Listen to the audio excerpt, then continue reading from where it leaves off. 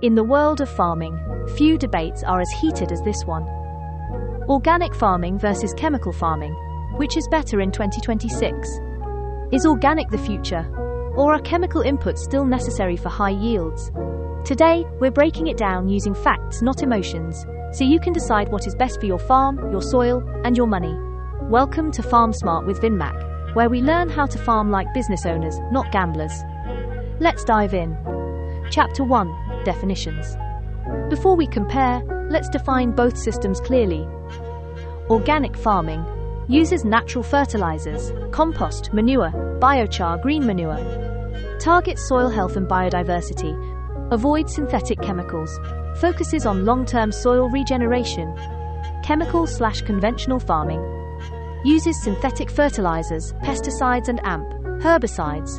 Focuses on boosting yields quickly. System prioritizes speed and efficiency. Short-term productivity often takes priority. Neither one is automatically bad, but results depend on how the system is managed. Chapter 2: Cost comparison.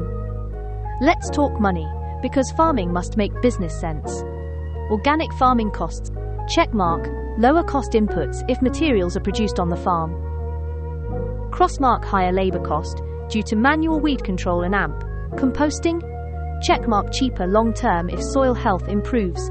Crossmark. Slower return on investment in the first seasons. Chemical farming costs. Checkmark. Fast yields improve cash flow. Crossmark. Fertilizer prices are rising every year. Crossmark. Pesticide dependency becomes expensive over time. Crossmark. Market price fluctuation reduces profit. Conclusion. Right finger organic equals slower start, but more stable long-term. Right finger chemical equals faster results, but vulnerable to cost shocks. Chapter 3: Yields and productivity. Chemical farming tends to produce higher yields in early years, especially cereals like maize, rice, and wheat. But in the long run, soil acidity, erosion, and nutrient imbalance reduce productivity. Organic systems start slower, but once soil biology stabilizes, yields become consistent and resilient, especially for vegetables, fruits, herbs, poultry feed crops, and niche markets. Key point: the future is not organic or chemical. The real winners are farmers who build soil health and use science wisely. Chapter 4: Market demand in 2026. In 2026, consumer behavior is changing.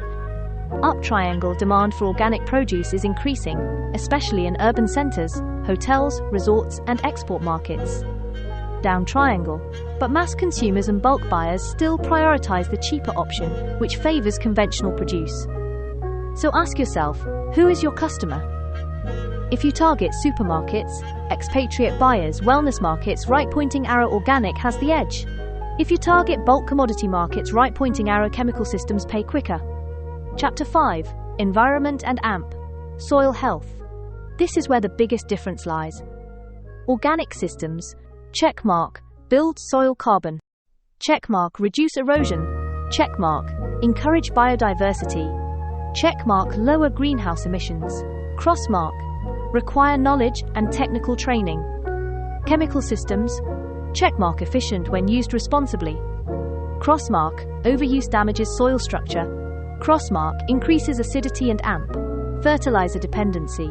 Crossmark. Pollutes water bodies. So the question becomes, do you want to farm for survival, or do you want to farm for generations? Chapter 6: Profitability. Yes, organic products can earn more. If you brand well, certify, where possible, and sell directly, organic produce can sell 25% to 70% higher, depending on region and crop. But profitability is not automatic. You need consistency, market access, branding and certification, customer education. Chemical farming can be profitable if you have cheap bulk inputs, you are close to buyers, you manage soil health with rotation and amendments. Chapter 7: The future. Hybrid model. Here is the truth nobody says. Pushpin. The future is hybrid farming, also called regenerative farming. A smart hybrid model looks like this. Build soil using organic methods. Use small amounts of fertilizer as backup, not addiction. Use pesticides only when necessary. Rotate crops. Protect soil with cover cropping. Add compost and biochar to reduce fertilizer needs. This model reduces cost, protects soil, and maintains yields. It's about balance, not war. Chapter 8: Recommendations by farm type. If you farm 1 to 5 acres, right pointing arrow, go hybrid or organic with direct marketing. If you farm 10 to 50 acres, right pointing arrow integrated systems, plus smart chemical backup. If you farm 50 plus acres, right pointing arrow, precision farming, AI tools, soil mapping and AMP, hybrid system. There is no one size fits all. There is only what works for your land and your market. So, organic versus chemical, who wins? The answer is simple: the farmer who understands their soil, their market, and their numbers. Organic is safer for the soil, chemical is faster for cash flow, hybrid is the future. If you want more videos like this, hit like, subscribe, and drop a comment. Down finger, I choose organic/chemical/hybrid, and here's why. This is Farm Smart with Vinmak. Learn, grow, build your legacy.